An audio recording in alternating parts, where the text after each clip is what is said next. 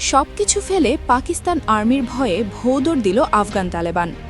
পাকিস্তান আফগানিস্তান সীমান্ত সংলগ্ন কুররাম সেক্টরে গত কয়েকদিন ধরে চলা উত্তেজনা এক নতুন মোড় নিয়েছে। সম্প্রতি সামাজিক যোগাযোগ মাধ্যমে ছড়িয়ে পড়া একটি ভিডিওতে দেখা গেছে পাকিস্তানি সেনাবাহিনীর অভিযানের মুখে আফগান তালেবান সদস্যরা তাদের গাড়ি ফেলে প্রাণ ভয়ে পালিয়ে যাচ্ছে।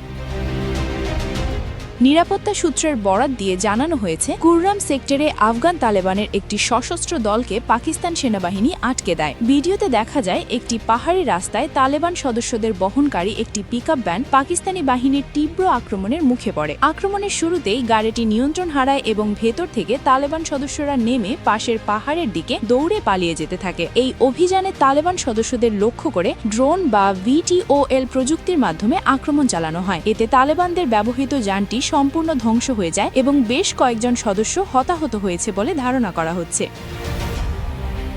গত কয়েক সপ্তাহ ধরে পাক আফগান সীমান্তে উত্তেজনা চরম আকার ধারণ করেছে। পাকিস্তান সরকার দাবি করেছে যে নিষিদ্ধ ঘোষিত জঙ্গি সংগঠন TTP বা ফিতনা আল খাওয়ারিজ সদস্যদের আফগান তালেবান আশ্রয় দিচ্ছে এবং সীমান্ত দিয়ে অনুপ্রবেশের চেষ্টা করছে। এরই প্রেক্ষিতে পাকিস্তান সেনাবাহিনী অপারেশন গাজাব লিল হাক শুরু করেছে। পাকিস্তানের তথ্য মন্ত্রণালয়ের দাবি অনুযায়ী গত এক সপ্তাহের লড়াইয়ে অন্তত 5 শতাধিক আফগান সশস্ত্র সদস্য নিহত হয়েছে এবং কয়েকশো বাংকার ধ্বংস করা হয়েছে।